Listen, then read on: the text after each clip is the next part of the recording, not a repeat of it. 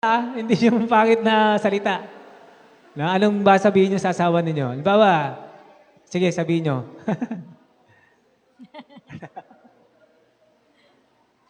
Oh, tapos na yung lalaki, tapos yung babae naman. Dapat may maganda rin kayo sasabihin sa asawa ninyo. Ako, yung asawa ko, lagi itong sinasabihan ng maganda. Ano naman sasabihin mo sa akin, May? Kahapon kasi, sa akin kasi mahilig kasi ako magbiro. Ang sinasabi ko kay pastor, sabi niya, paano daw ba mapipigilan ng paghihiwalay? Sinasabi ko lagi sa kanya, bigyan mo ako ng pera. Ayoko naman kasi maging sarcastic na, syempre, sa panahon ngayon, sa hirap ng buhay ngayon, inaano ko lang yung yung importante, yung pinaka-practical, talagang necessity sa buhay. It is the money. Kasi yun yung, paano ka mabubuhay kung wala ka rin pera. Pero pag si pastor kasi, lagi ko sinasabihan, I love you. Love you, Dad. Bago kami matulog, love you, love you. Pero hindi naman ganun parate. Nag-aaway rin kami, pero we see to it na talagang kapag kami ay nag-uusap, hindi nawawala yung salitang I love you. Napakahalaga po nun. Yung kahit sa mga text lang, kami, pag tinignan niyo po yung message namin ni Pastor, yung palitan po namin ng text ni Pastor ay wala kayong hindi makikitang love you. Magtatanong lang siya, misan ka na, love you. Nandito pa ako, nakasakay pa ako sa van, love you. Maganda po yung ganang i-practice niyo po yun na lagi kayong magsasalita ng I love you sa isa't isa. Although kahit mag-away kayo, basta pagbati na kayo, lagi kayong magpalitan ng salitang I love you. Pag mag-aaway, walang love you. I love you. Pag galit ako sa kanya, ini-ignore ko lang, bahala ka. Ayan. Pero yun po, no, yung ikalawang punto po natin, yun daw po yung mahalaga. Yung ipahayag po natin yung ating pong pag-ibig sa ating pong asawa. No, kaya nga pagka, halimbawa, ako po kasi nagka-counseling din ako, so pinag-aralan din po namin yan. Pagka yung mag-asawa ay nag-aaway, ang gagawin po na exercise, alalahanin mo yung mga bagay na nagustuhan mo sa asawa mo para manumbalik yung pag-ibig mo sa asawa mo. Hindi lang yung mga pangit, alalahanin mo yung mga magaganda sa asawa mo. Kaya nga, no, mahalaga po raw na sabihin natin yung ating pong pag-ibig sa ating pong asawa. Yung pagsasabi po ng mahal kita, ay sabihin po natin ng madalas. Pastor, meron akong karagdagan dyan. Isa pa po kasi minsan kaming mga asawa po, kailangan namin ng words of appreciation. Diba? Kailangan namin yan. Halimbawa, nakita nyo kami na maganda yung damit namin. Siyempre, wow, ang ganda naman ng misis ko. Ang bagay sa'yo yung damit, di ba? Kung halimbawa, ikaw, sasabihin mo, ano ba yung damit mo? Di bagay sa'yo, taba-taba mo. Anong mararamdaman ng mga asawa, di ba? So, dapat, pwede yun. Kung hindi bagay sa kanya, sabihin nyo na, Mami, pwede bang pakalitan mo yung damit mo? Kasi, ang laki ng tiyan mo, like ako. Laki yung tiyan ko. Yung mga ganon, o kaya pag nasarapan ka sa luto ng asawa mo, minsan si Pastor ginagawa ko dyan, nire-reverse psychology ko yan. Pag nagluto ako, ang sarap no? Hindi siya magsasabi na ang sarap ng luto mo. Ang ginagawa ko, nire-reverse psychology ko siya. Ang sarap no? Sarap no? Kasi hindi niya alam na ang sarap ng kinakain niya, pero yung masarap na kinakain niya, ay luto ng misis niya. So sa aming mga babae, napakahalaga nun. Pag nawala na minsan yung mga ganon, parang tumatabang na. Kasi na-feel namin mga babae na parang hindi kami, tawag niyan? Ano sabi niya? Appreciate. Parang hindi kami na-appreciate. So yun, isang sangkap yan para hindi rin kayo maghiwalay. Tama po, no? Base po sa pag-aaral, ang talagang isa sa pinaka-needs ng asawang babae ay na-expect niya sa asawang lalaki, yung appreciation. Yun talaga yung ano nila. Tapos yung lalaki naman, ang needs nila sa asawang nilang babae, supportahan sila sa mga ginagawa nila. Yun yung isa sa mga main. Okay, so meron din pagpapayag bukod sa pagsasalita ng pag-ibig. Di ba minsan meron tayong iba-iba yung way natin ng pagpaparamdam ng pagmamahal di ba? Merong Yun nga, by physical, di ba? Touch, kiss, hug. Minsan naman ay sa action, di ba? By service. Ayan, o kaya pagbibigay ng mga regalo. Ayan. So basta i-express po natin yung ating pong pag-ibig sa ating pong asawa. Oh, love language. Hindi lang yung pag may okasyon, di ba? Dapat everyday. Pwede po natin yung gawin. Okay, yung ikatlo po.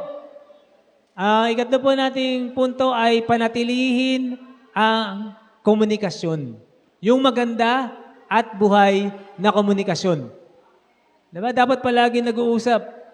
Ito, yung unang punto natin, magsalitang may karunungan. Yung talata natin sa Colossians 4:6, basahin mo nga, Mi. Ang inyong pananalita naway laging may biyaya na magkalasang asin upang inyong maalaman kung ano ang nararapat ninyong isagot sa bawat isa. Ayan. So, manalangin tayo sa ating mga sagot. No? Tayo magpadala minsan sa emotion. No? Sa pag-aaral din, ganun. Kasi pag galit ang isang tao, sarado po yan ang isip niyan. Wala yung pinapakinggan. Kahit anong sabihin mong paliwanag, wala yung intindihin. Kasi yung emotion niya. Kaya sabi po diyan, dapat magsalita tayong may karunungan. Dapat yung atin daw mga sasabihin ay magdudulot ng pagpapala, hindi ng curse. Ayan, yan, hindi tayo palagi ng strength sa Panginoon. Kaya nga pigilan po natin. Di ba, meron sa psychology na ganyan eh. Kung makapagsalita ka ng masama, umalis ka na lang, gano'n. Layo ka na lang. So, magpahinga ka, gano'n. So, yan. Una natin punto sa ating komunikasyon, magsalitang may karunungan. No? Pigilan natin yung ating mga salita na hindi magaganda. Ikalawa, aktibong makinig. Para sa mga lalaki daw ito. Lalaki ba ito? Aktibong makinig. Sige po, Santiago 1:19. Ngunit magmaliksi ang bawat tao sa pakikinig, magmakupad sa pananalita, magmakupad sa pagkagalit. Ayan. So, tingnan nyo po, no? Marami pong mga verse sa Bible talaga na ito ay para po sa kagaganda ng samahan na mag-asawa. No? Sa komunikasyon daw, dapat yung nakikinig at sabi nga dyan, ay makupad sa pagkagalit. Diba? Dapat talaga nakikinig tayo. Pinapakinggan natin. Kung baka may gustong sabihin yung ating asawa, so makinig po tayo. Ayan. Ikatlo pong punto natin, magpahayagang puno ng biyaya. Pilipos 2:4. Huwag tignan ng bawat isa sa inyo ang sa kanyang sarili. Ayan. So ito po ay yung pagiging selfless. Yan. Uunahin yung mag-usap. Panatilihin ng komunikasyon. Yan po, yung pong titingnan po yung pangangailangan ng asawa. Yan. So kailangan po yan, yung komunikasyon. Dapat sabi nga, may mga Bible verse nga na dapat yung pag nagkagalit yung mag-asawa, magpapalipasin ng gabi at mag-ayos. Bago sumikat ang araw ay magayos. Hindi. Yung ikalawa, yung aktibong makinig. Sabi po kasi dito, based on my, sa aking pagkakaintindi, ngunit magmaliksi ang bawat tao sa pakikinig, magmakupad sa pananalita, magmakupad sa pagkagalit. Kasi po, di ba, kapag po tayo nagagalit, syempre bugso ng damdamin, di ba? Yung kaharap po natin, kapag po yan, yung pagka-deliver mo ng salita, hindi maganda. Siyempre, katulad minsan sa mag-asawa, pag ang lalaki galit, yung babae kasi, parang nagre-reciprocate sa kanya yun eh. Pag nagagalit yung asawang lalaki, yung babae, ang tendency, ang sagot, is pagalit din. So, pag ganyan po, na makikinig ka muna, kaya minsan tayong mga Pilipino, minsan mahina tayo sa reading comprehension eh. Kasi ang atin pong minsan nababasa, minsan, iba po yung pagkakasulat, pero yung pagkabasa natin ay iba. So, ganun din sa pakikinig, no? Kapag yung narinig natin ay hindi medyo maganda sa pandinig natin, ang mangyayari niyan, ang bibigay natin na sagot is galit din. Kaya ito po yung pagpapaalala ni Santiago na makinig muna tayong mabuti. sa salita para hindi tayo agad mabilis magalit. No, pinapaalala ko lang din po sa mga lalaki na kami pong mga babae ay nagre-reciprocate lang po. No, pag ang bahay po is malinis, tingnan niyo po ang mga nanay tahimik. Pero subukan mo ang bahay madumi, ang mga nanay galit. Ganun po 'yon, no? So, kapag po ang lalaki ay magandang pakikitungo sa kanyang asawang babae, ano ang ibabalik ng babae? Maganda din. So, ganun po 'yon. Kaya iwasan po natin yung masyadong. Tsaka kasi ang lalaki hindi nakikinig. Ang ginagawa ng lalaki, pag nagagalit na yung asawang babae, lumalabas. So, nagiging unresolved issue yung sinasabi ng babae. So, why not na makinig muna po tayo, baka meron siyang magandang sasabihin na pwedeng makatulong po sa pamumuhay po ng bawat pamilya. Okay, sige.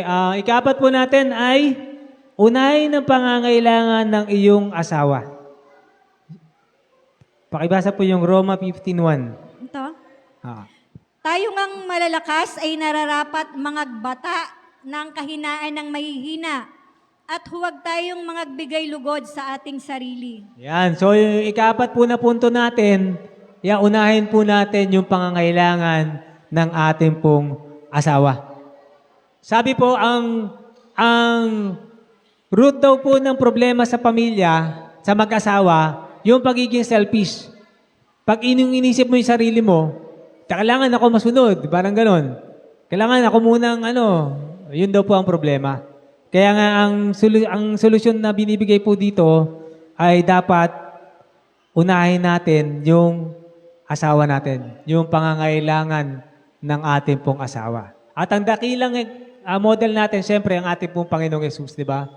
Siya ay selfless. Inuuna niya yung kapakanan ng kapwa niya. Di ba? Kaya nga binigay niya yung kanyang sarili para maligtas po tayo pong lahat. Okay. Ang ikalima, ito raw po ay mahalaga. Sige, babasahin mo, Mi. Manalangin kasama at para sa asawa araw-araw. Ayan. Talata sa Mateo 18:19. Kung pagkasunduan ng dalawa sa inyo sa lupa ang nauukol sa anumang bagay na kanilang hihingin, ay gagawin sa kanila ng kanilang Ama na nasa langit. Ayan. Ito raw po yung powerful na way. No, yung po, para po hindi maghiwalay ang mag-asawa, yung ipapanalangin mo yung asawa mo at mananalangin kayo magkasama. Ipapanalangin mo ng mabuti, ha? Na, di ba, ingatan. O kaya, wag na magagalitin. Yan. Tapos yung magpipray kayo magkasama. Ginagawa nyo ba yun? Dapat everyday daw natin ginagawa yun. Nagpipray tayo kasama yung ating pong asawa. At pinagpipray po natin palagi yung ating pong asawa. Kasi nga, si Satan talagang sinisira niya talaga yung pamilya. No? Yan talaga yung main target ni Satan. Kasi nga, pag nasira yung tahanan, naghiwalay yung mag-asawa, nasisira ang buhay. Mga anak, nasisira at yung isa't isa ay nasisira po yung kanila po mga buhay.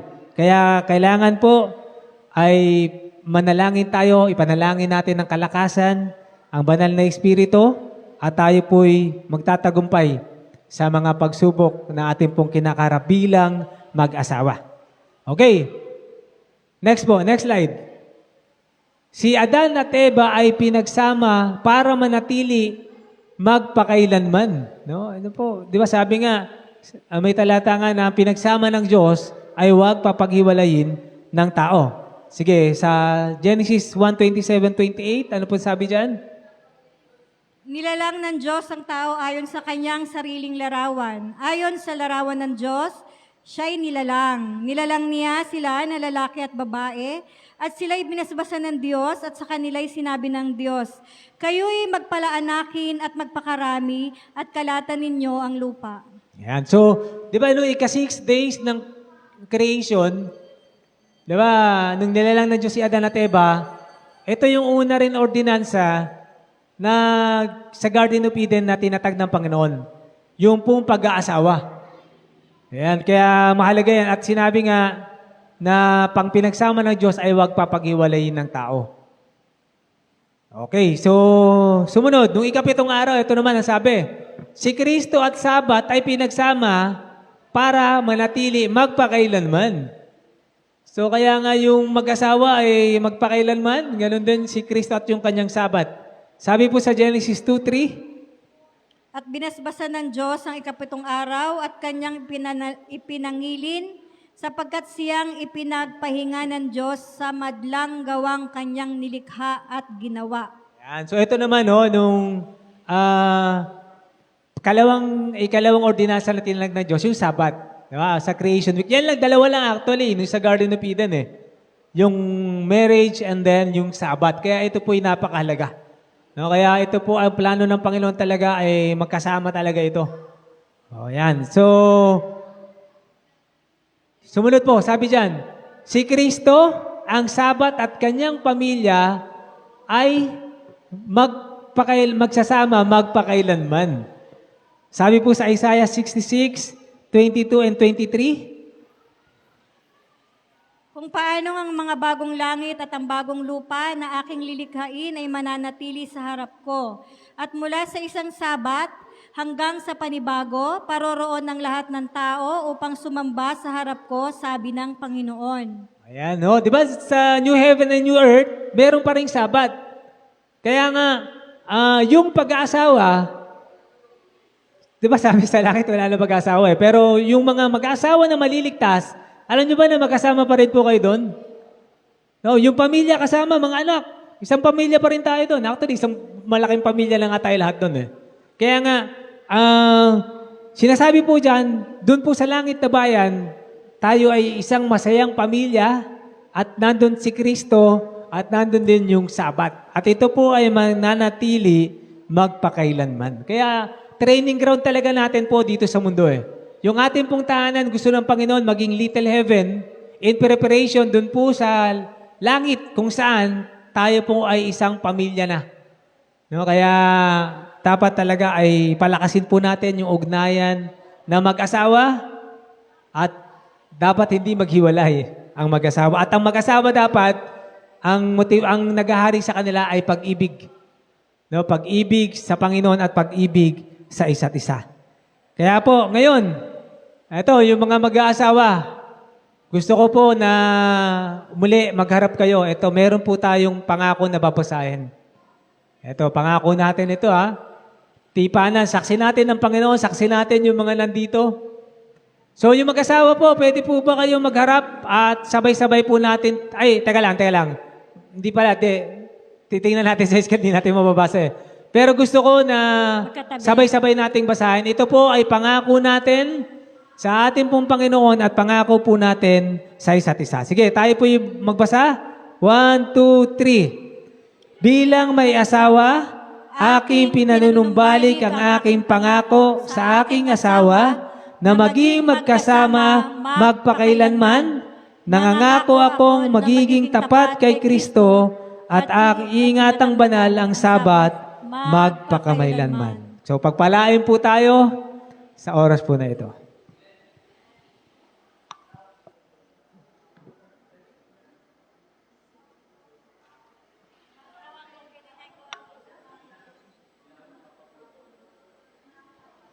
Maraming salamat po sa pakikinig. Medyo nakulangan pa ako sa susunod. Invite niyo ako.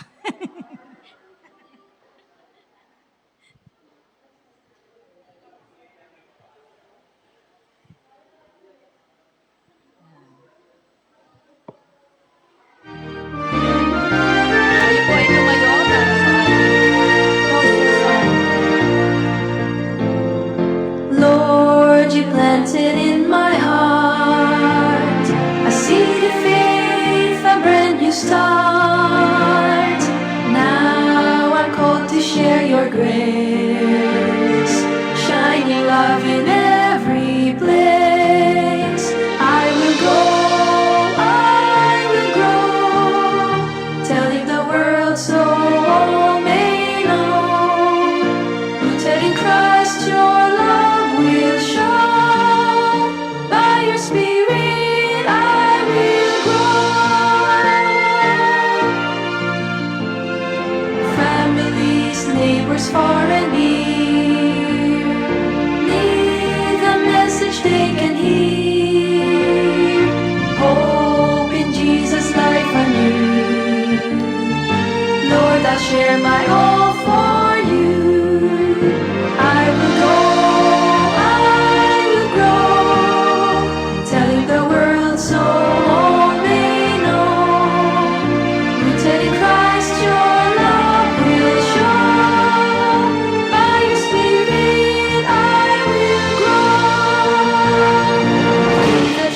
trials, through the pain, still your mission will remain. Like a tree with branches wide, bearing fruits to glorify.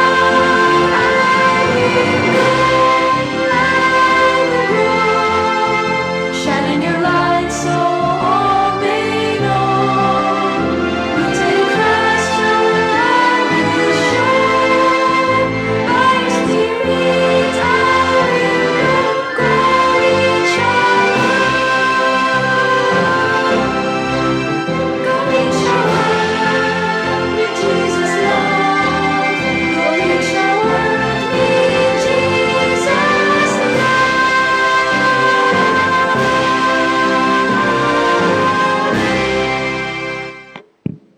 Panginoon naming Diyos, marami pong salamat sa patuloy po na pagpapala po sa amin.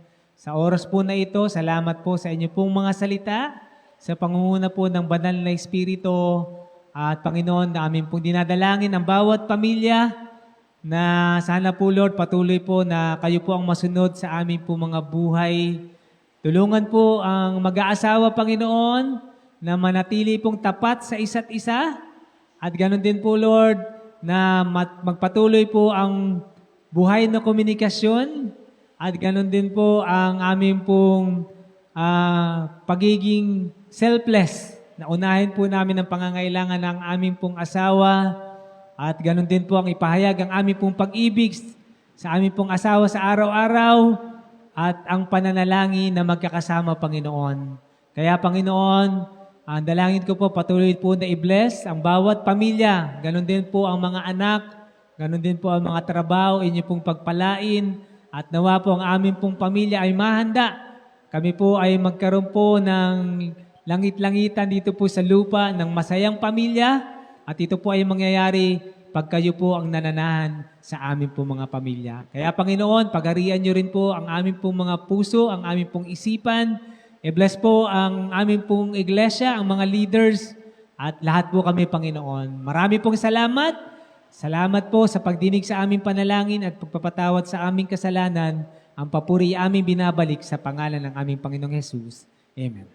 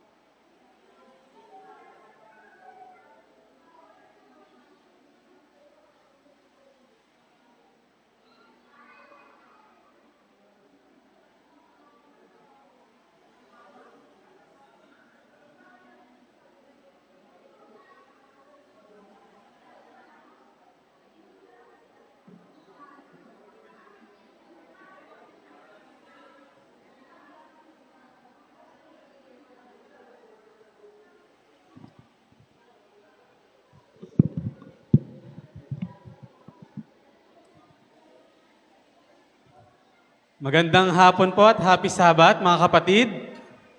Ayan. Tayo po ay humanap na po ng ating mga upuan para po sa mga kabataan sa likod. Tayo po ay magsisimula ng ating afternoon worship service. Akin po kayong wini-welcome ngayong hapon na ito. Salamat po sa pagbalik sa atin po para po sa ating programa sa hapon po na ito. Ngayon pong hapon ay tatalakayin po natin ay tungkol po sa testimonies or ang pagiging isang saksi, no? So tatanungin ko po sa inyo, sino pong gumising ngayong umaga? Yan. Sino po ang na-bless sa sermon kaninang umaga? Ayan. So, ito pong mga binanggit ko, isa po tong way or ito po ay isang example ng testimony na meron tayo. So, mamaya po sa ating roll call ay atin pong i-discuss or ang mga mystery characters sa Bible at ang kanilang mga testimony at gayon din po, tayo po sa bawat isa sa atin ay meron din pong pagkakataon para magbahagi ng kanyang testimony. So, ayun lang po ngayon at nawa po tayo ay lahat ay makapulot ng aral at blessing sa hapon na ito.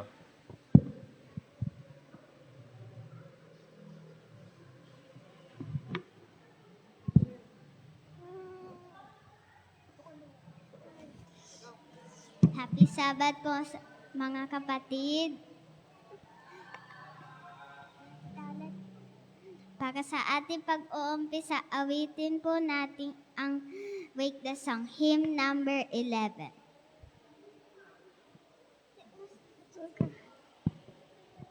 Ako dito. Ulit.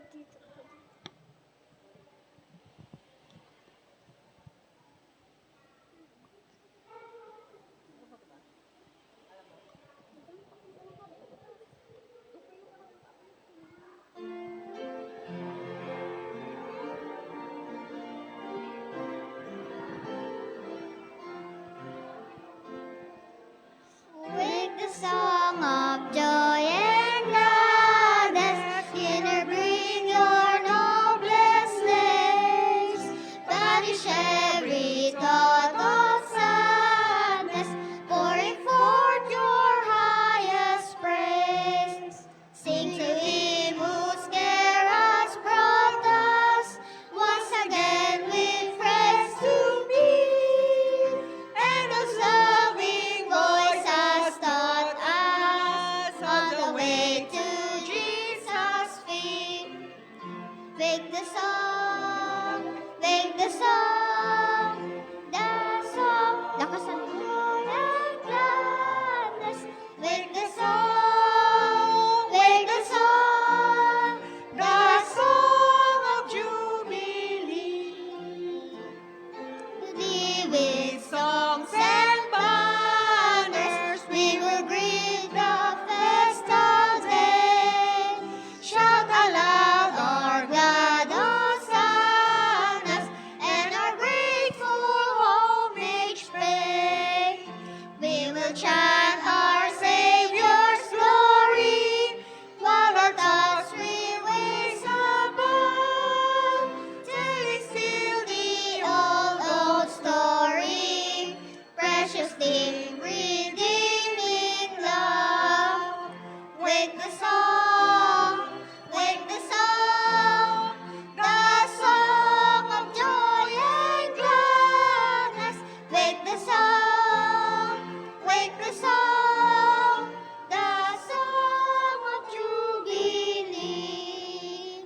Thanks to thee, O Holy Father, for the mercies of thy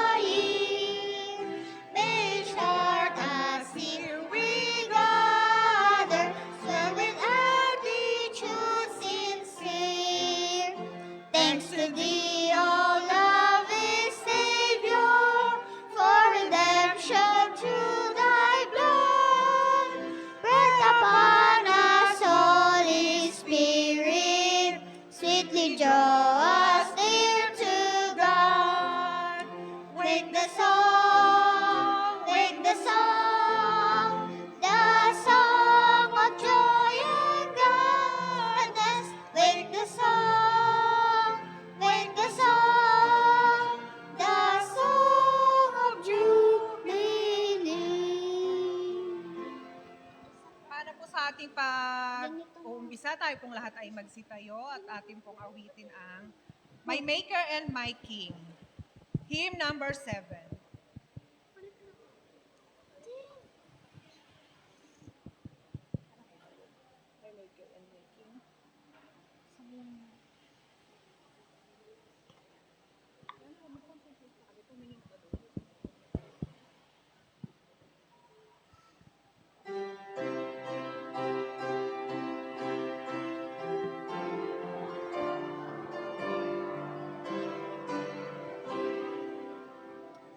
My Maker and my King, to Thee my all I owe. Thy sovereign bounty is the spring whence all my blessings flow. Thy sovereign bounty is the spring whence all my blessings flow. The creature of thy hand, on thee alone I live. My God, thy benefits demand more praise than I can give. My God, thy benefits demand more praise than I can give. Nor one can I impart when all is thine before. Thy love demands a thankful heart, the deep alas how poor. Thy love demands a thankful heart, the deep alas how poor. Oh, let thy grace inspire my soul with strength divine. Let every word and each desire and all my days be thine. Let every word and each desire and all my days be done.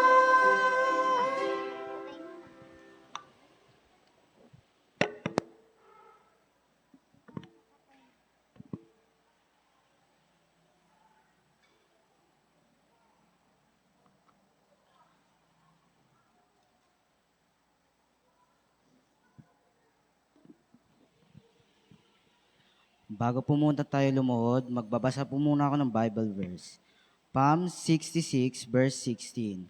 Come and hear, all you who fear God, and I will declare what He has done for my soul. Tayo po ay lumuhod.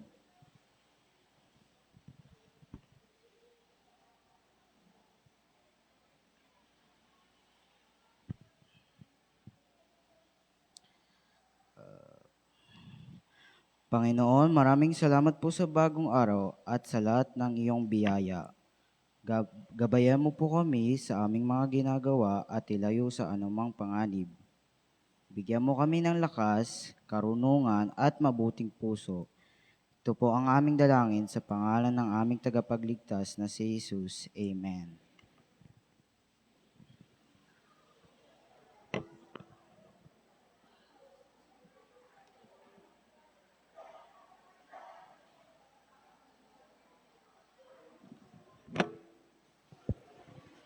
Yan, tayo po ay dadako na sa ating Bible quiz. Sino po ang nag-review? Wala? I think madami po sa taas kanina nagre-review, no, mga kabataan. Nakita ko, nagbabasa. Sana. So, ayan po, ang chapters po ulit natin for this afternoon is Genesis 28 and 29. Ito na muna, maliliit. Yan. Tayo, habang binabahagi po ng council lang ating mga papers.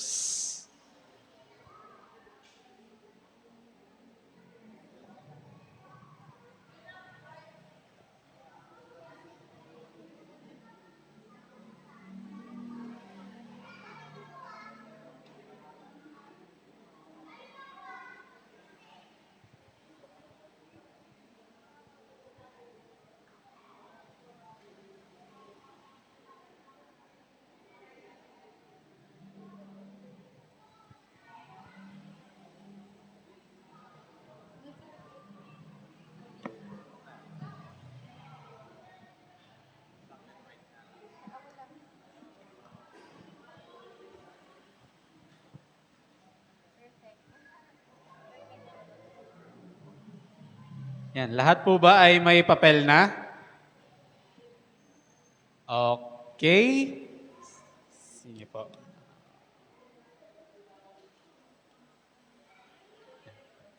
Number 1. Before Jacob left for Padan Aram, what specific command did his father Isaac give him? Before Jacob left for Padan Aram, what specific command did his father Isaac give him? A. Find a wife and increase wealth. B. Not to marry a Canaanite woman. C. To bring Esau with him. D. To stay in the land of the Philistines.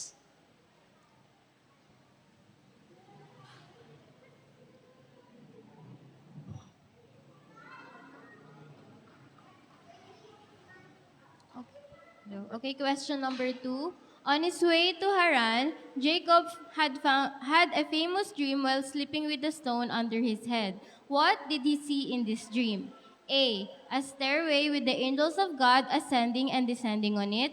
B. A flowing river of life. C. 12 stars representing his future sons.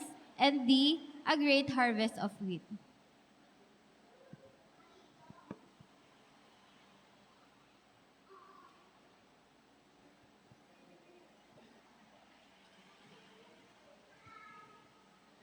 Number 3, early the next morning, Jacob took the stone he had placed under his head, set it up as a pillar, and poured what on top of it? Ano daw po yung binuhos ni Jacob dun sa bato na ginawa niyang unan the night before?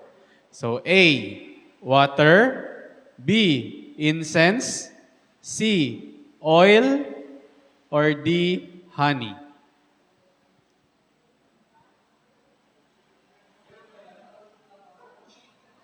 Meron po. Okay, next. Next question. Jacob renamed the place where he had his dream Bethel, which means house of God. What was the original name of that city? A. Beersheba. B. Haran. C. Padan Aram. And D. Luz. Jacob renamed the place where he had his dream Bethel, which means house of God. What was the original name of that city? A. Beersheba. B. Haran. C. Padan Aram. And D. Luz. So, bago po naging Bethel, ano yung pangalan ng lugar na yon or ng city na yon? Okay, next.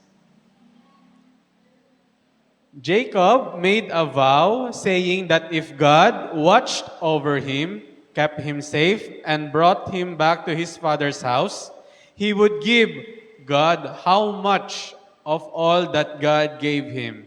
So kung iningatan daw po, inalalayan si Jacob, pinanati siyang ligtas, magkano daw po or gaano karami yung ibabalik niya bibigay niya sa Panginoon. So, 10, third, half, or everything. Yeah.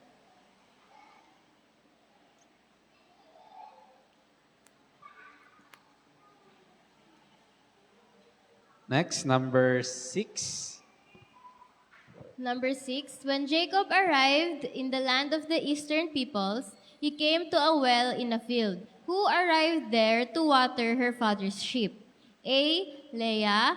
B. Rachel. C. Bilhah. Or D. Zilpah. Yan.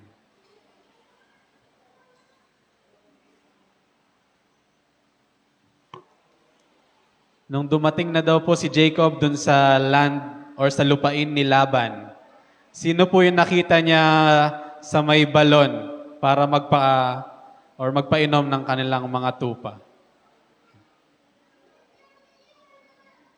Next, number 7. How is Jacob related to Rachel? Paano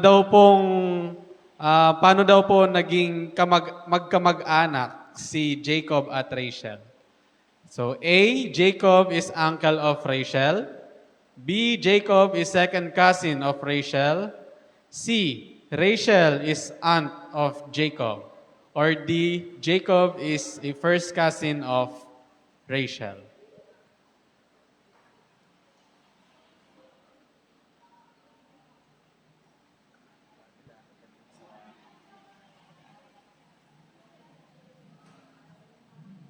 Next.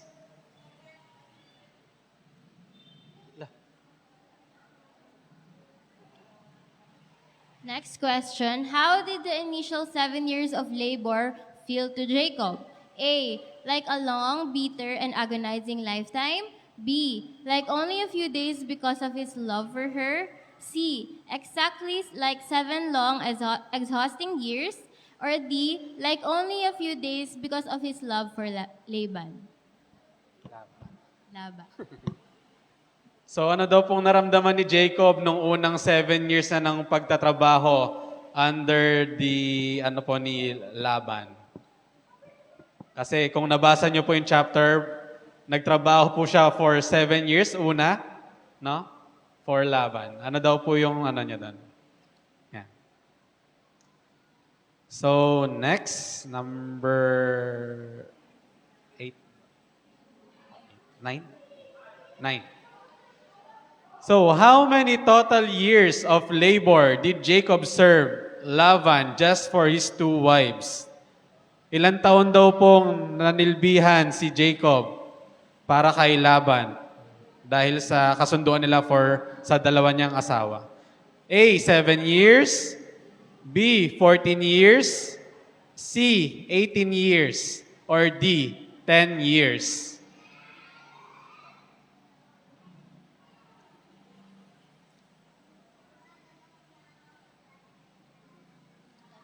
Sige po, last. Okay, last question. Why did God choose to open Leah's womb and make her fertile while Rachel initially remained childless? A. Because Laban prayed for an offspring from his oldest daughter. B. Because Rachel asked God to prioritize her older sister. C. Because Leah spent day and night praying for an opening. And letter D. Because the Lord saw that Leah was not loved. So, ba't daw po pinili ng Diyos na mas magkaroon ng anak si Leah pero si Rachel ay nanatiling walang anak or bigong magkaanak? So, 7.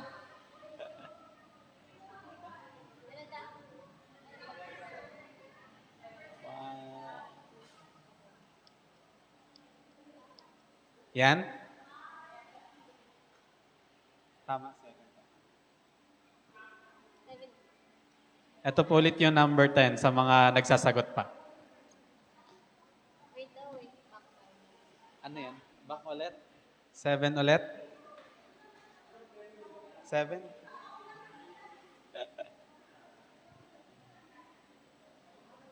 Ayan, so thank you po sa pag-participate at council, please help collect the papers po. Tayo po ay makakarinig na ng special number.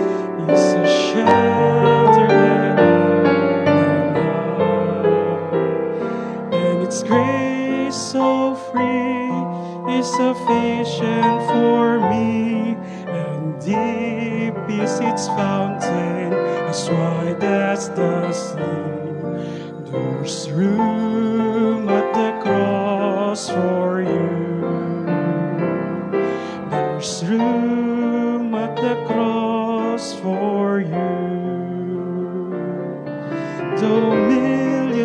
have come, there's still room for one. Yes, there's room at the cross for you.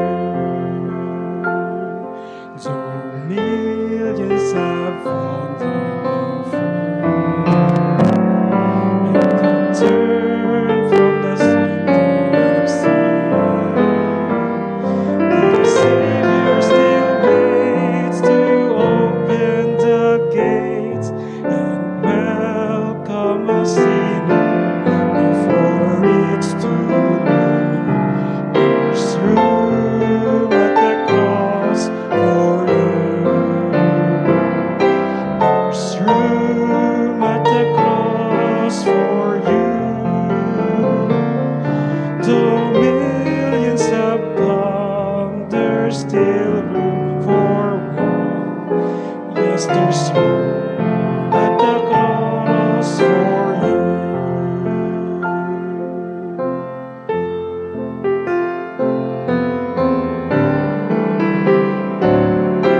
The hand of my Savior is strong, and the love of my Savior is long.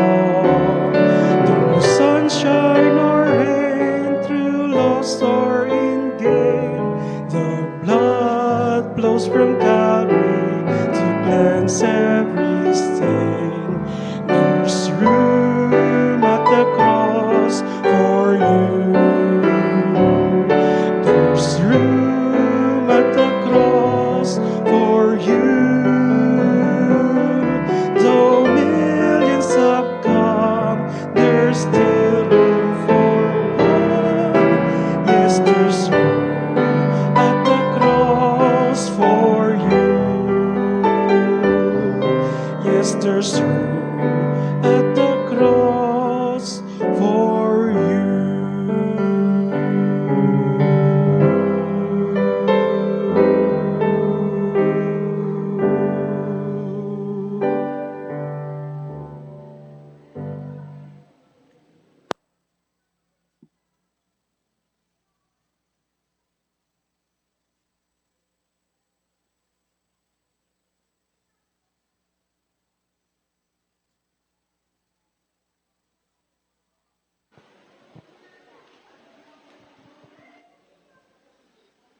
Yan. Para po sa ating roll call ngayong hapon, nabanggit ko po kanina na ang atin pong topic ngayon ay tungkol po sa testimonies or pagbabahagi kung paano po naging mabuti sa atin ang Panginoon. No? For our roll call, ito po ay tinatawag na the scripture map, kung saan meron po ditong mga mystery Bible characters na sasagutin po natin, and kung sakaling tayo po ang sasagot or manghuhula ng character, ay magbibigay din po tayo ng ating testimony na kung as much as possible, kahawig or katulad ng testimony or karanasan ng Bible character na huhulaan ninyo. So para po sa ating mechanics ay may mapapatugtog ka ba dyan na ano? And then pagka-stop po, may papaikot po akong parang teddy bear. Teddy bear at kung kanino po huminto yung tugtog, siya po ay lalapit dito sa unahan at siya po ang manghuhula and then magbibigay ng kanyang testimony. So, alam ko po lahat tayo mga kapatid ay may testimony sa ating buhay dahil kung wala po ay hindi po tayo tunay na Kristiyano. Tama po? Dahil ang tunay na Kristiyano po lagi pong pinagpapahal ng Panginoon at alam ko po lahat tayo ay may masasabing mabuti na ginawa sa atin ng Panginoon. So, umpisahan po natin. Ako na.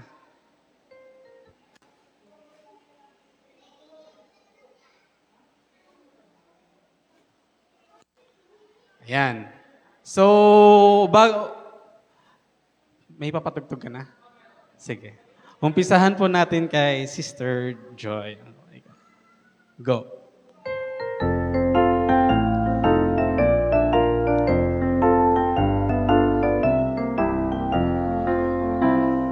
Jesus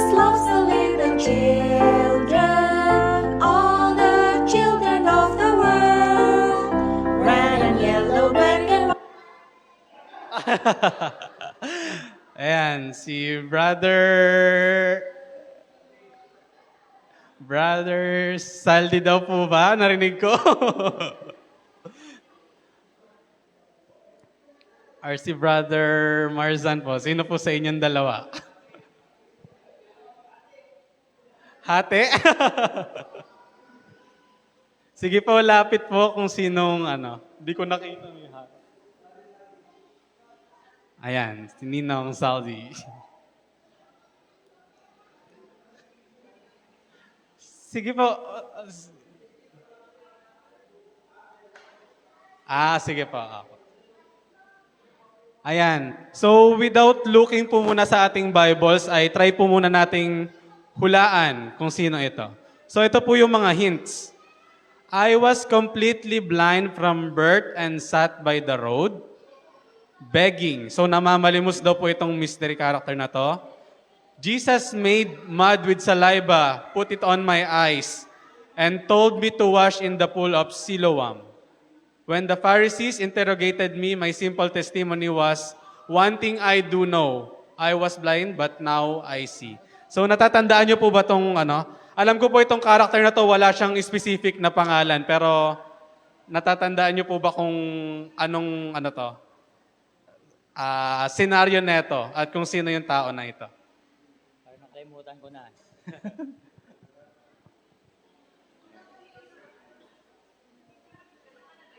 Walang kasi.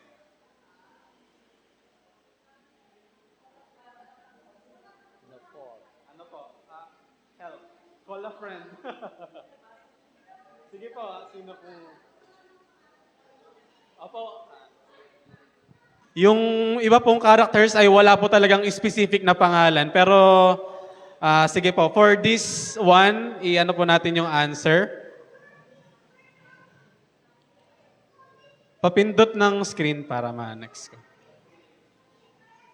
Ayan. So, ito po ay yung the blind man na pinagaling ni Jesus sa may Siloam. So, for this one po, kung makikita po natin yung scenarios,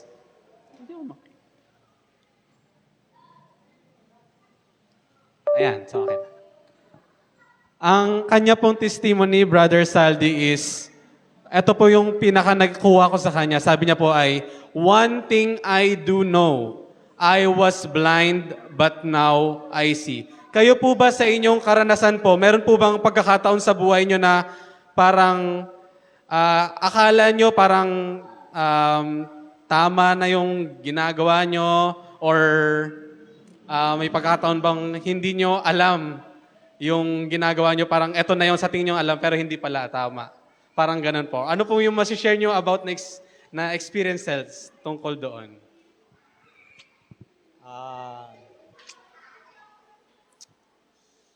Minsan sa ibahagi ko sa trabaho. Minsan yung alam ko, akala ko, yun na yung pinaka-the best. Pero minsan ay meron din ako natutunan sa kasama ko na meron pa palang mas maganda pa na diskarte na ito po ay mas mabilis at mas maganda tingnan. Yan. Yan. So, thank you po, Brother Saldi, sa inyong testimony. So, isa po yun sa, parang ganun po yung gagawin natin throughout this roll call, no? Na mapapakinggan po natin kung paano po naging mabuti ang Diyos sa atin through our testimonies. So, music po. Yan. They are precious in His eyes. Jesus loves the little children of the world. Jesus cares for all the children of the world. Red and yellow, black. Yan. So, Sister Elisa. Yan. Ito po yung Bible character ninyo. Yan. So, ito po siya sa scenarios. Sabi, I was a poor mother preparing to cook my very last handful of flour and oil before my son and I starved. The prophet Elijah asked me to step out in faith and make me a small cake for him first. Because I trusted God, my bowl of flour was never exhausted and my jar of oil never ran dry during the entire drought. Ito pong character nito ay wala din po siyang specific na pangalan, pero may connection po siya sa isang character. Alam ko yung kwento. Ayan, alam ko. Pero, hindi ko alam pangalan. Ano yung testimony? Sige, wait lang po. So, alam mo daw po ni Sister Lisa, kaso hindi niya maano yung ano. Kayo po mga kapatid, kilala niyo po ba? Ayan. So, ito po yung answer dyan. Pa-click po, mga kapatid. Ayan. Siya po yung byuda ni Zarephath. Okay, sorry po. Yeah.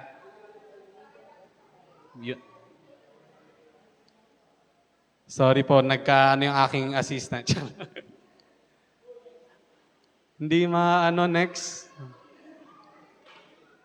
Ayan. So, ang ano po dito, meron po ba kayong karanasan, Sister Elisa, na dumating po kayo sa point na parang walang-wala na po kayo, ni mistulang makakain nyo na lang po ay nagigipit pa po tayo. Parang, at nung nanalangin po kayo, humingi kayo ng tulong sa Diyos, ay pinagkaalooban din po kayo. Iyon na nga yung nasa isip ko. Yun yung panahon na maliliit pa yung mga bata. So kasi yung mister ko, minsan walang trabaho kasi construction. Iyon. Kaya madalas talaga, halos kumakain pa lang kaming tanghali halimbawa, iniisip ko na yung panghapunan kung saan kukuha. So, ako talaga ay matiyagang nananalangin sa Panginoon at nananalig na yung mga ibon nga ay pinapakain ng Panginoon. So, tayo pa na mga anak niya. Kaya nananatili pa rin yung faith ko sa Panginoon. Maraming salamat po sa napakagandang testimony, no? Na bagaman po ay madalas po sila nakakaranas ng parang unsure pa po sila sa pang-araw-araw nilang pagkukunan, ay patuloy po ang Panginoon na nagpo-provide para sa kanila. So next po for the music. Ay, sorry. Music. And white, they're all precious in His eyes. Jesus cares for all the children of the world.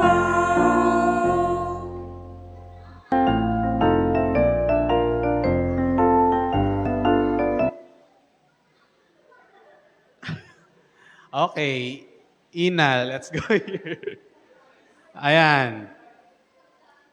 So ito naman ay at I think ito tama na yung at familiar ito sa ating lahat.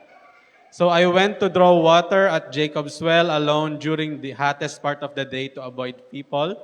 A Jewish traveler sitting by the well asked me for a drink and then revealed everything I ever did. I left my water jar behind, ran back to my town, and told everyone, "Come see a man who told me everything I ever did." Help a friend.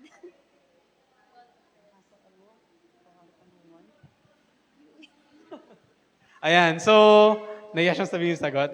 Ang sagot po ay yung, oops, nasa na tayo? Sorry. Ayan. The Samaritan Woman. Sister Ina, meron bang karanasan sa buhay mo na, alam mo yon, yung parang meron kang truth na nabasa sa Bible or may truth kang nalaman na parang nung nabasa mo yon or nalaman mo yon, parang hindi ka mapakali kundi gusto mo siyang i-share sa mga tao na nakapaligid sa'yo. Meron ka bang ganong testimony? Parang wala. Isipin mo, meron yan. Pero meron akong, iba na lang, may nabasa ako sa Bible.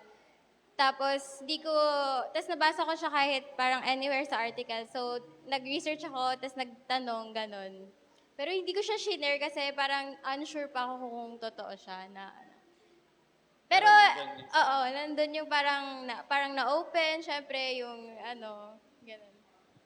Ando naman yung eagerness na ano, ayan. So, ayan, thank you Sister Ina sa inyong testimony. Sa mga kapatid, kapag sana no, may ganito tayong experiences na meron tayong truth sa atin na sana hindi rin tayo mapakali hanggat di natin siya nasi-share sa mga taong hindi pa nakakaalam nito.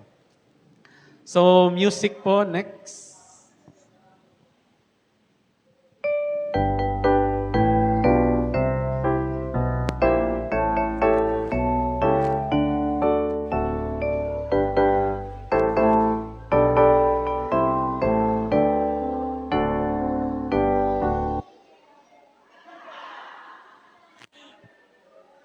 Yan.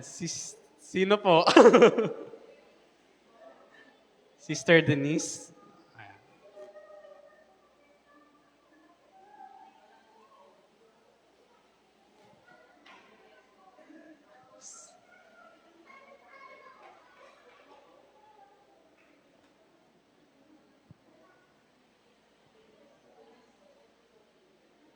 Ano ang sagot dito?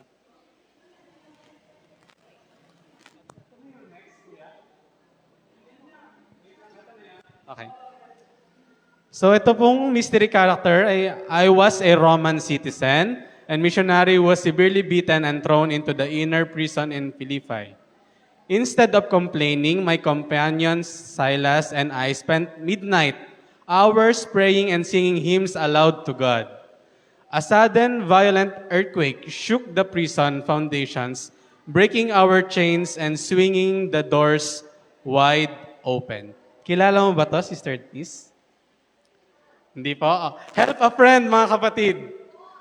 Ayan. So, ang mystery character natin ay sorry, mali. Ayan, si Paul the Apostle. So, ikaw ba, Sister Denise, meron ka ba sa buhay mo na dumating sa point na meron kang truth sa'yo na persecute ka dahil dito? Or meron kang, paano bang setting? Ganito na lang na setting. Meron ka bang point sa life mo na may ginagawa kang hindi karaniwang ginagawa ng ibang tao? Kunyari sa atin bilang Adventist, meron ka bang custom or may kasanay kang ginagawa na hindi ginagawa ng mga peers mo or mga friends or katrabaho mo?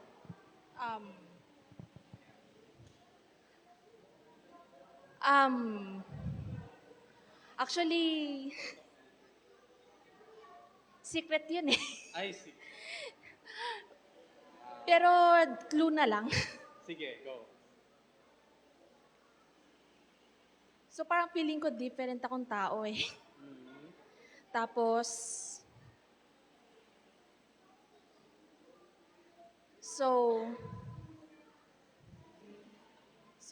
hindi ako speaker na tulad nila. Ninyo, ganon. Kaya medyo nahihirapan kang mag-express na. Yeah, ganon. Hindi na ako makapag-express na maayos. And minsan ba merong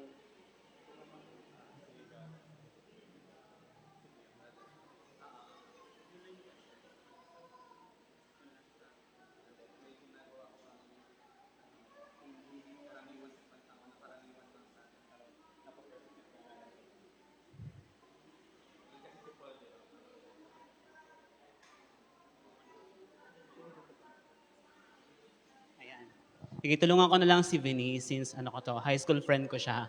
And hindi rin siya ganun talaga nag-express.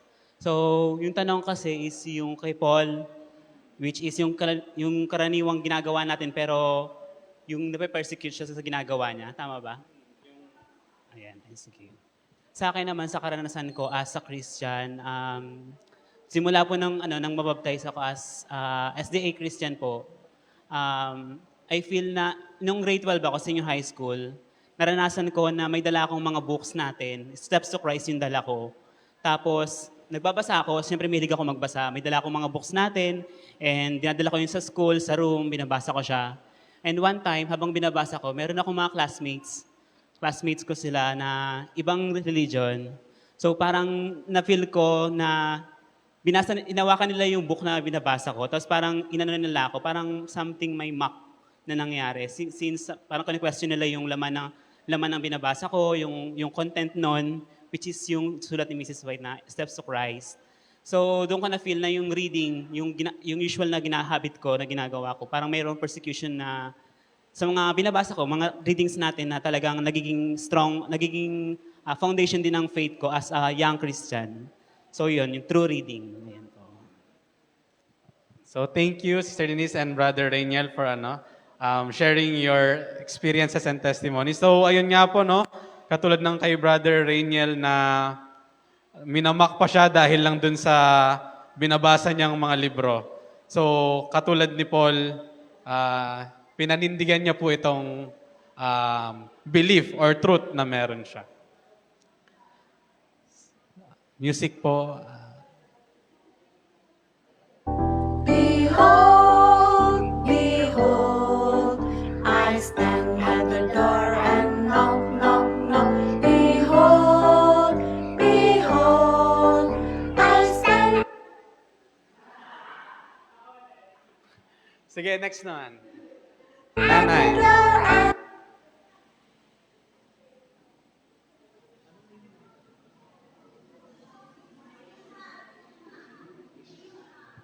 Nanay Mishma. Ayan. Ito naman po yung mystery character ninyo. I was an experienced fisherman, but a sudden violent storm terrified me and my friends on the Sea of Galilee. We panicked and woke up our master, who stood up and said to the sea, "Peace, be still." On a different stormy night, I actually stepped out of the boat to walk on the water toward him before my faith wavered. So, kilala niyo ba po nanay? Si ano? Sino ba yun? Si Peter? Ayan, so tama po. Ayan, si Peter po. Ang ating mystery character is si Simon Peter. Ayan. So nanay, kayo po ba sa inyo pong buhay, may pagkakataon na po bang nawalan kayo ng tiwala, pero nung nakita nyo pong nag-manifest ng authority or power ang Diyos ay katulad po nung kanina, no? Kayo po ay nanumbalik yung paniniwala nyo at pananampalataya sa Panginoon. Noon kasi nagtrabaho ako ng simbahan, Holy Family Parish, simula nung 2000, hindi na ako nagsisimba. Simula noon, nagsimba na lang ako nung nag-retired na ako sa trabaho, 2022. Kaya nakita ko to, ayun, nakapagsimba ako kasi nandiyan na kami, lumipat kami noon, 2016 dyan. Kaya nakita ko, may simbahan pala. Pero Seventh-day Adventist talaga ako, simula yung maliit pa ako. Hindi lang ako nagsisimba kasi wala akong nakitang simbahan doon sa BF Almansa. Kaya sabi ko, babalik na lang ako. Pwede na ako magsimba kasi pwede na Sabado. Kasi everyday kasi ang trabaho ko doon sa Holy Family Parish. Diretso ang trabaho ko simula. Isang linggo, diretso talaga ang trabaho ko doon. Walang Kaya yung ko na, bumalik na ako, parang may nagbabalik sa akin. May nagpabalik na niyo, boses. Oo. May sa akin, nagdadala dito. Sabi ko, magsimba na lang po ako kasi parang may nagdadala sa akin na spirit na gusto akong magsimba. Magsimba ka naman. Parang may sa sarili ko. Thank you, Lord, nakasimba po ako dito. Yan, amen. Maraming salamat po sa powerful testimony, no, nanay. Yun po yung karanasan niya, parang throughout the years na nagtatrabaho siya, napanghinaan siya ng faith kasi tuloy-tuloy daw po sa isang linggo yung trabaho niya, so wala talaga siyang opportunity para magsimba. Pero nung pagka-retire niya at saktong-sakto po na may iglesia tayo dito, meron daw po siyang boses, no, nanay, sabi mo, na parang sinasabi sa kanya ay bumalik na daw po siya sa pagsisimba. So, ayan po, amen for that po. Next, I think, last two.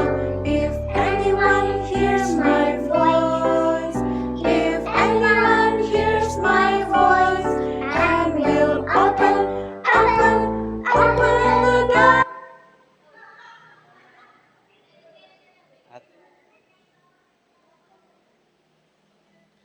Ayan. So, Sister Amer. Okay. Thank you. Ayan, ito, madali lang to. I was a faithful government official trapped by a deceptive law because I refused to stop praying to God 3 times a day. I was thrown into a pit filled with hungry lions, but at dawn I called out to the worried king. My testimony was, my God sent his angel and shut the lions' mouths so that they would have not hurt me. Sino siya? Sino siya? Daniel. Daniels.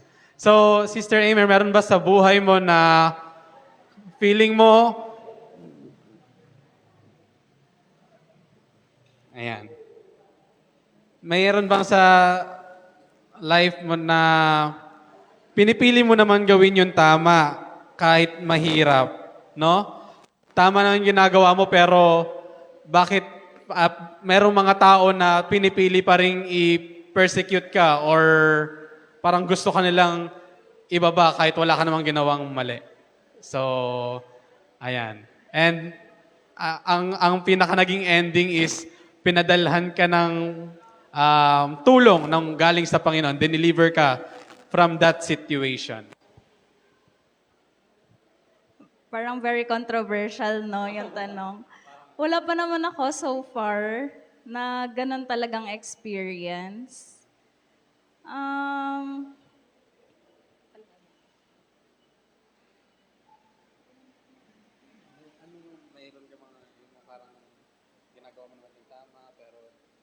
Okay.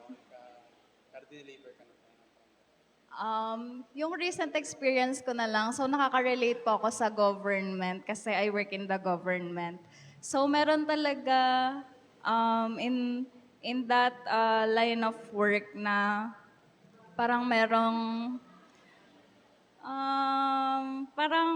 meron talagang may negative people, may magki-criticize talaga sa'yo. Pero kailangan po nating tandaan as Christians that character does not equal your reputation. So kahit sirain nila yung name mo, pero yung character mo, yun pa rin yung magsashine. And yun yung kay Daniel po. And I think sana sa buhay ko, ganun din yung magawa ko po sa buhay ko. Amen. So, thank you. Hindi po natin maiwasan, lalo na po minsan sa nature of work natin, mapa-government or corporate, meron po talagang involved na politics yan. Agree po tayo? So, ayan.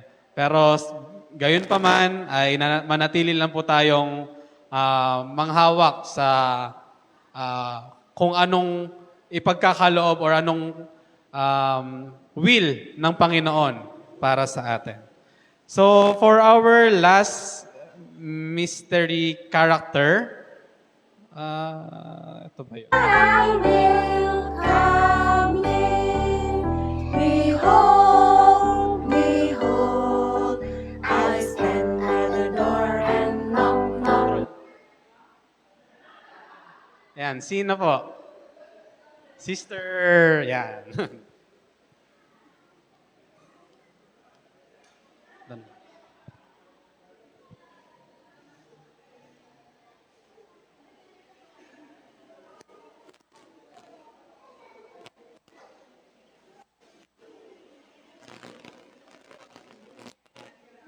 Yan, Sister Mary Ann. Yan. Ito po ay madali lang din. I was just a young shepherd boy, bringing food to my brothers at the battle lines. While the whole army hid in fear, I volunteered to face a 9-foot-tall giant, using only a sling and 5 smooth stones. My testimony to the giant was, "You come against me with sword and spear, but I come against you in the name of the Lord Almighty." Sino po kaya ito? David. Yan, David. Tama po. So, ang question po sa inyo is, meron po ba kayong naging Goliath sa buhay nyo na tinulungan po kayo ng Diyos para ma-overcome ito? Kahit po hindi specific na share, pero kung may ma-share po kayo. Yes. Opo, yes.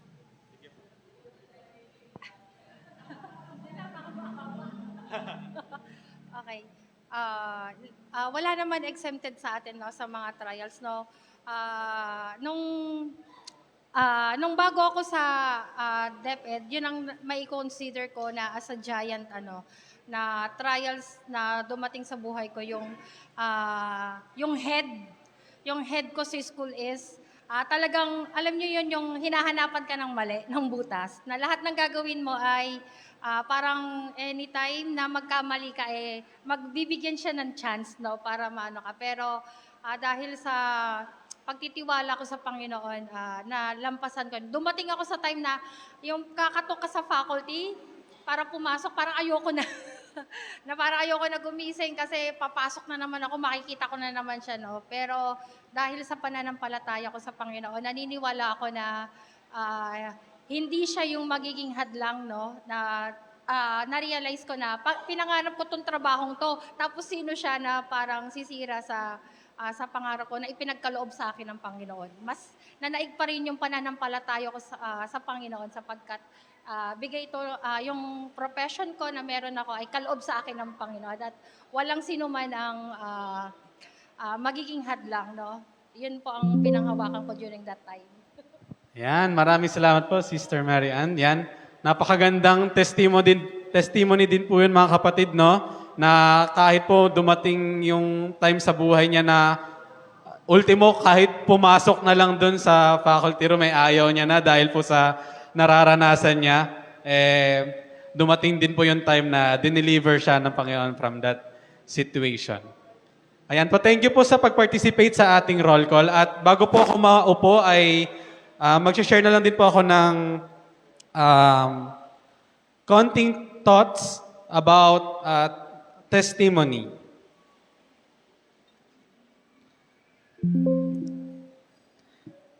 Yan. So, meron po akong 5 points na isi-share.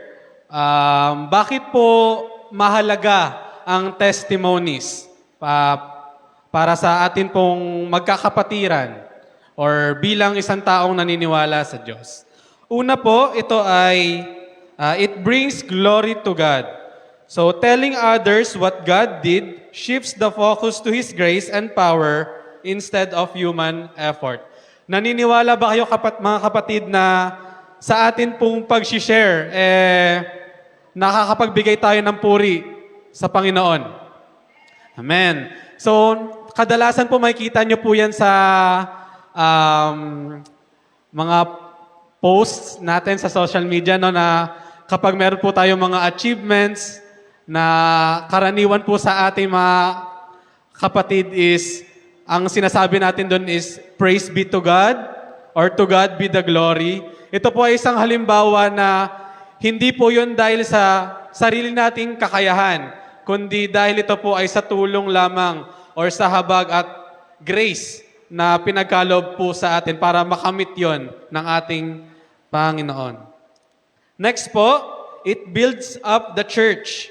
Hearing how God helped someone else gives courage to the two believers facing hard times. So, alam niyo po ba, sa mga narinig niyo po bang testimonies ngayon, mga kapatid, ito po ba yung nagpalakas ng inyong pananampalataya? Amen? Yan. So, ito pong testimonies or pagbabahagian natin sa isa't isa ay nakapagpalakasan din po tayo ng ating pananampalataya. So, the more na nakikita natin or narinig natin sa mga kapatid, the more din na nalalaman natin kung gaano kakapangyarihan ng ating Panginoon. Third point po is, it overcomes evil. So sabi po sa Revelation 12:11, it notes that believers defeat spiritual darkness by the blood of the Lamb and by the word of their testimony. Katulad na lamang po nung kaninang umaga no, sa ating sermon, na yung testimony natin, ano ba i-relate? Yung sa seal of God, no matter what lies na binubulong po sa atin ng kaaway, no? Na kung iba naman yung na-experience mo sa tulong at awa ng Panginoon, na-overcome mo yung thoughts na yon, yung negative thoughts na yon, at mas nare-retain na sa'yo na ikaw ay kiniklaim mo na ikaw ay anak ng Panginoon. So nakakatulong po mga kapatid na through our testimonies, mas napapanlaban natin yung mga bulong ng kaaway. Second to the last po is, it makes our faith real. So a lived out story turns abstract religious ideas into real practical truth for listeners. So kasi minsan mga kapatid, sa ating buhay, hindi lang sapat yung nabasa lang natin or narinig lang natin sa mga malayo ng kaibigan ng mga kaibigan lang. Iba pa po yung testimony na narinig natin personal sa talagang kilala natin or mismo yung nangyari sa ating sarili. So, ito po yung kadalasan na nakakapagpabago rin, no, sa mga non-believer into a real believer kasi naranasan na mismo nila. So, ganun po ka-mighty or ka-powerful ang isang testimony na kapag ikaw po mismo ang nakarinig or nakaranas ng ganon, ay nagiging real or nabubuhay yung faith mo sa Panginoon. Lastly po, it invites others to believe. Ayun nga po, na kasi ikaw mismo nakaranas, na-share mo, yung mga hindi naniniwala, through your testimony, ay natutunan at nagsisimula na rin magtiwala. Hearing a personal encounter with Jesus often sparks curiosity and opens doors to share the gospel. So, it starts with a little, anong nangyari sa kanya? Paano nangyari yon?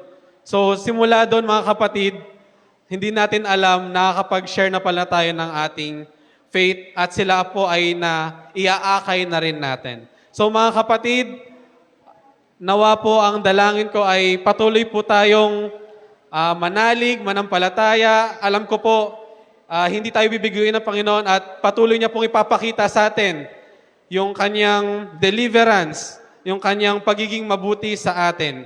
At sana po, maging liwanag ito sa iba para sila din po ay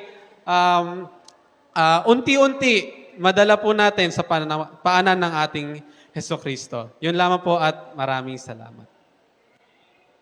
At i-announce na po natin ang ating Bible quiz answers.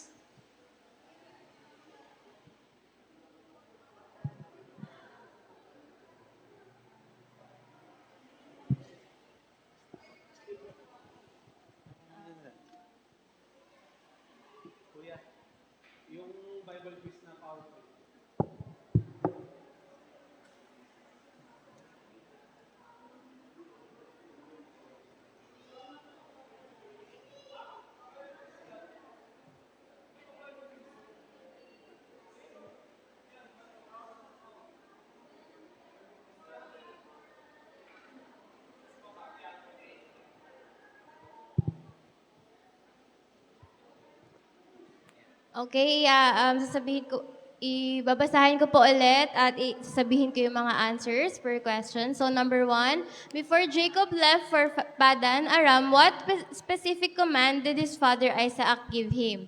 Ang sagot po ay letter B, not to marry a Canaanite woman. Yan, ito po ay matatagpuan sa 28 verse 1. Di mo dala. Sige. Next, number 2, on his way to Haran, Jacob had the famous dream while sleeping with the stone under his head. What did he see in this dream? Ang sagot po ay letter A, a stairway with the angels of God ascending and descending on it. Yan, ito naman po ay matatagpuan sa Genesis 28 verse 12. Number 3, early the next morning, Jacob took the stone he had placed under his head, set it up as a pillar, and poured what on top of it. Ang sagot po ay letter C, oil. Yeah, in Genesis 28:18. Next, Jacob renamed the place where he had his dream Bethel, which means house of God. What was the original name of that city? Letter D, Luz. Yan, Luz. Ito po ay matatagpuan sa Genesis 28:19. Number 5, Jacob made a vow saying that if God watched over him, kept him safe, and brought him back to his father's house, he would give God how much of all that God gave him. Sagot po ay letter A, a tenth. Genesis 28:22. Next, when Jacob arrived in the land of the eastern peoples, he came to a well in a field. Who arrived there to water her father's sheep? Sagot po letter B, Rachel.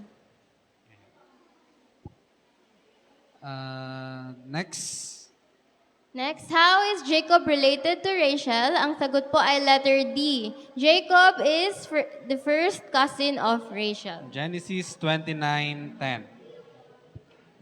Next po, how did the initial 7 years of labor feel to Jacob?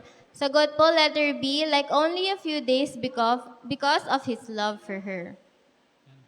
So sabi po ni Jacob, no, yung 7 years na pagtatrabaho niya kay Laban is parang ano lang, few days lang, no? Dahil sobrang love niya daw po si Rachel.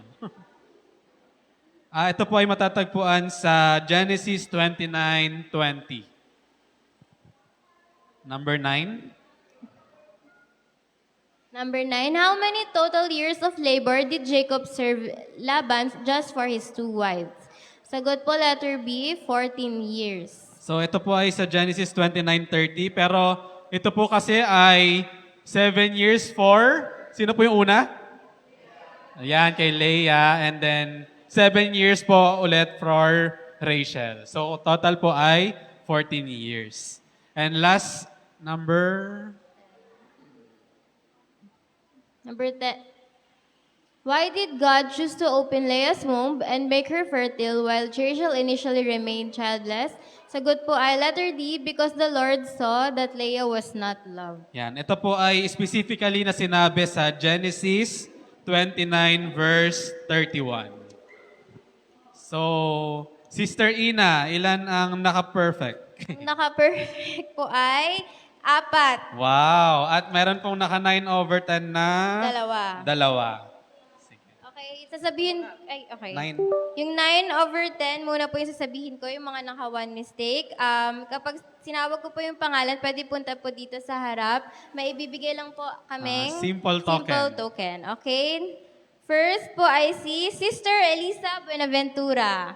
Wow. At ang next, si Brother Emmanuel John Marzan. Brother Marsan. Yan. Okay, susunod po yung mga naka-10 out of 10, yung mga naka-perfect. Ito po yung mga naka-perfect. 4 sila. Ayan. Sister Mary Ann Marzan. Wow. Sister Mary Ann. Sister Amer Realizan. Wow. Next, si Sister Cecilia Martinez. And last, si Brother Ricky Kamay. Dito po.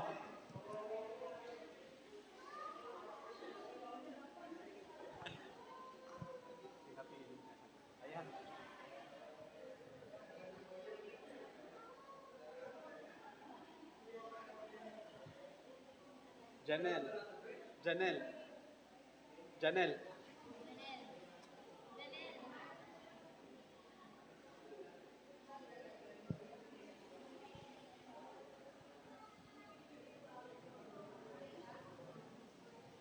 Ayan po, isa pong pose. Tita, wait. Okay, tingin po tayo kay Sister Janelle. 1, 2.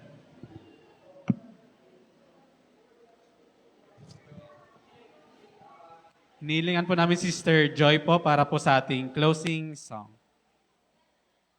Ay offering po pala. Wait lang.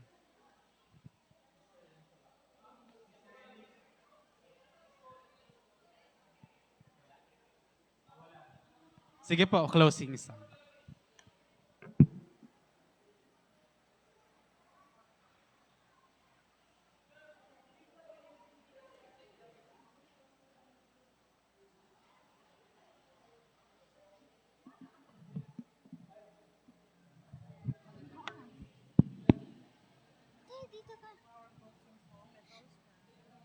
For our closing song, let us stand and sing.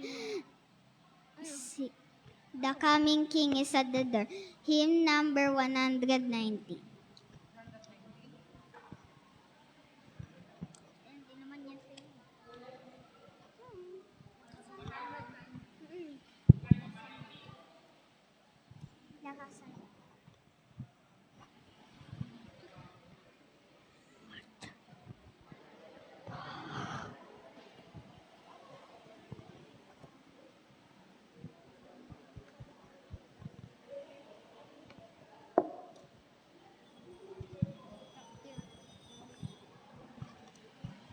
Tayo pong lahat ay tumayo para po sa ating closing song. Ito.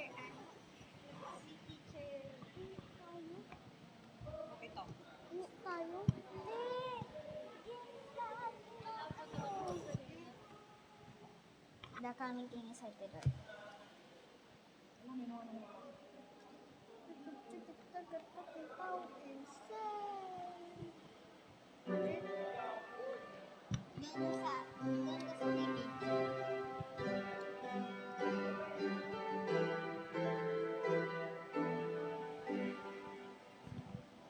The coming King is at the door.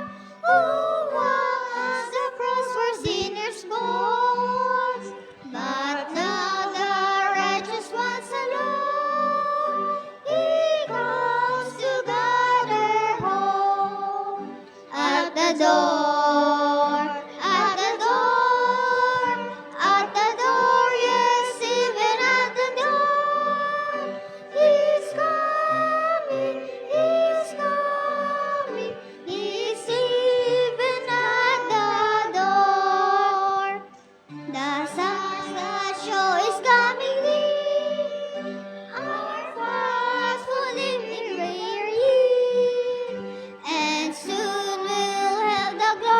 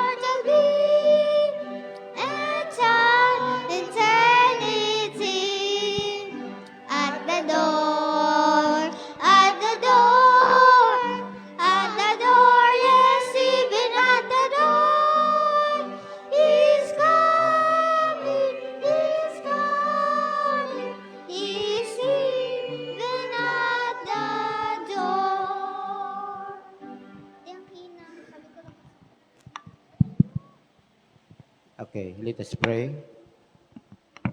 Dakila naming Diyos, lubos kami nagpapasalamat sa mga mensahe, mga kaalaman, karunungan na inyong pinagkaloob sa amin sa hapong ito. Salamat po sa buong araw maghapon sa Sabat na inyo po kaming sinamahan at kami nakapaglingkod na kung saan, Panginoon, ang mga bagay namin na pag-aralan ay makakatulong upang kami ay lumakad na may karunungan, kaalaman, sa pagpapatuloy at sa paglilingkod habang kami naghintay sa inyong ikalawa ng pagbabalik. Pagpapalain po kami sama-sama sa hapong ito at pagpapalain pa po ang mga programa na darating sa linggong ito gaya ng Dilmtal Mission. Lahat po ito aming inasahan at pinapasalamatan sa pangalan ng aming Panginoong Isus. Amen.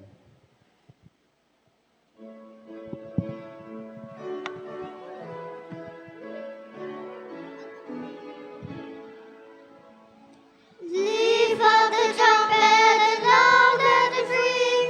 Jesus is coming again. Cheer up, ye pilgrims, be joyful and sing. Jesus is coming again. Coming again, coming again. Jesus is coming again. Echo in the towns, proclaim ye it plains. Jesus is coming again. Coming in glory, the Lamb that was slain. Jesus is coming again. Coming again, coming again. Jesus is coming again. Coming again, coming again. Jesus is coming again. Happy Sabbath pong muli. God bless po.